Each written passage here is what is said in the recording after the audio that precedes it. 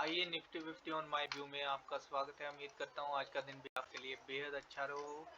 Just इस time के according हमें एक ब्रेकआउट मिलना था, या तो जहाँ से सेल ऑन राइज होता या फिर जहाँ से ब्रेकआउट मिलता।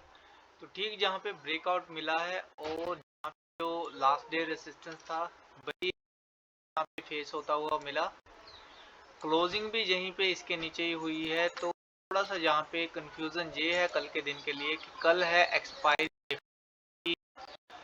और अगर गिफ्ट निफ्टी की बात करें यहाँ पे तो अभी नेगेटिव चल रही है। यहाँ पे जैसा कि क्लोजिंग आप देख सकते हो 304 पॉइंट ऊपर रहा है निफ्टी, तो ये भी लगभग 340 के आसपास था क्लोजिंग के टाइम में, लेकिन अब ये 293 है।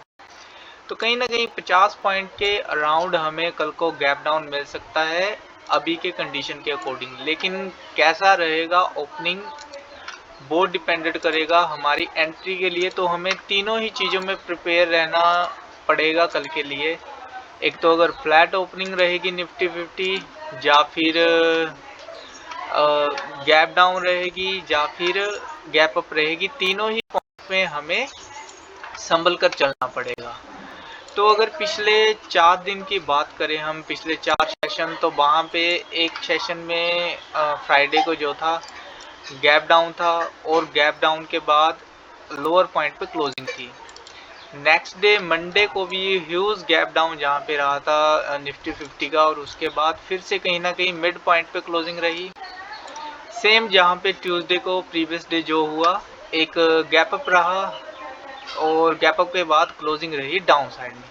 लेकिन अब थोड़ा सा चेंजेस जहाँ पे है कि गैप अप ओपन हुई और कहीं ना कहीं सेम पॉइंट पे क्लोजिंग रही। ओपनिंग यहाँ पे आप देख सकते हो 296 पॉइंट प्लस में रहा था, और 24,299 पे क्लोजिंग थी, ओपनिंग थी, और 24,297 पे क्लोजिंग है। तो इस चीज के हिसाब से हमें यहाँ पे देखना है कि क्या हो सकता है कल के दिन के लिए।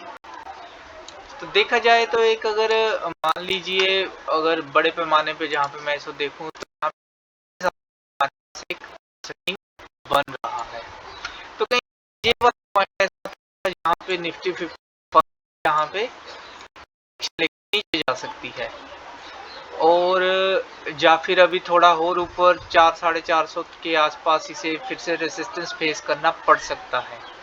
तो हो सकता है मान लीजिए अगर कल को फिर से 100 पॉइंट गैप अप रहती है, वैसे अभी चांस नहीं है गैप के, चांस अभी गैप डाउन के जहाँ पे लग रहे हैं। तो जहाँ पे थोड़ा सा कंफ्यूजन रहेगा, तो उस हिसाब से थोड़ा सा इसे अगर हम आसान रहेगा हमारे लिए, तो ट्रेडिंग को इजीली रखना है। कॉम्प्लिकेटेड हम अगर ज़्यादा बना रहे हैं तो वो हमारे लिए मुश्किल हो सकता है। तो आइए देखते हैं जो सिंपल वे में अगर कल के दिन हमें निफ्टी 50 मिलती है तो हम क्या कर सकते हैं। तो ये सिंपल सी बात है, जैसे कि मैंने आपको कहा कि according to resistance it's near. तो लाइन चार्ट के हिसाब से जहाँ पे सबसे पहले लगाऊंगा मैं एक ट्रेंड लाइन, सॉरी एक हॉरिजॉन्टल लाइन, कि जहाँ पे निफ्टी 50 फेस कर रही है रेसिस्टेंस को। तो जी,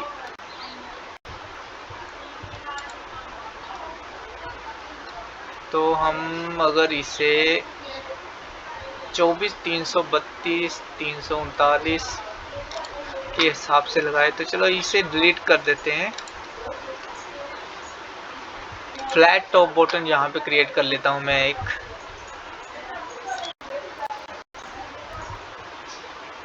दिन के लिए।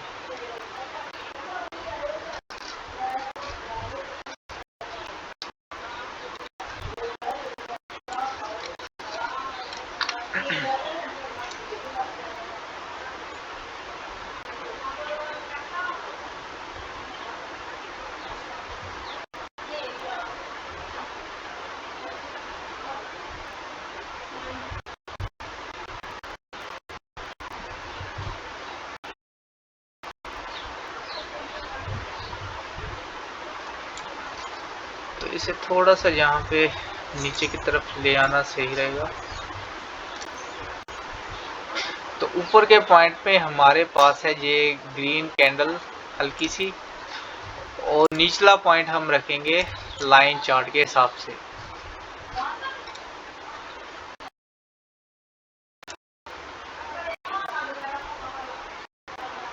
जी, तो इसे कर लेंगे जहाँ पे लॉक।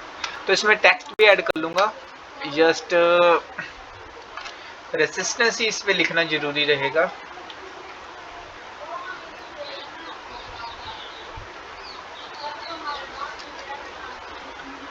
तो इसे हम रख लेंगे सेंटर में। तो जस्ट ये रेसिस्टेंस है हमारे लिए, तो इसे थोड़ा सा फेस करना, कल के दिन देखते हैं कि निफ्टी 50 इसे फेस करती है या फिर नहीं करती है। तो इस एरिया में जस्ट ये देखना है, अगर तो इसके ऊपर निकल जाती है 387 के ऊपर, यानी कि 387 और 346, इन 30-40 पॉइंट के बीच में निफ्टी 50 रेसिस्टेंस फेस कर सकती है। और अगर रेसिस्टेंस फेस नहीं करती है तो बकायदा इसके बाहर निकलने पर सीधा ब्रेकआउट रहेगा 24,500 का, और हो सकता है उससे ऊपर अगर निकलती है कहीं ना कहीं 24,530 तक, फिर जहाँ पे हमें मिल सकती है। डिपेंड करेगा कि कितना टाइम जहाँ पे स्पेंड करेगी निफ्टी 50, तो उसके हिसाब से फिर आगे देखेंगे।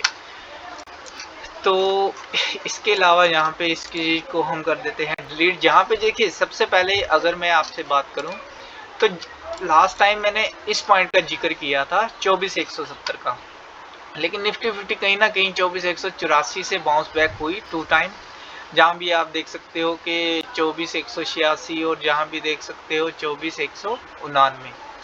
तो 2 बार जहाँ पे ऐसा डिप जहाँ पे मिला, तो जहाँ पे यही था कि अगर फर्दर 170 को तोड़ती तब हम पुट में बैठ सकते थे, या फिर हम इस अकॉर्डिंग सेल ऑन राइज हम जहाँ पे कर सकते थे। तो ठीक रहा, आज का दिन थोड़ा सा रेंज में था, फिर भी उम्मीद करता हूँ आपने अच्छा अर्न किया हो।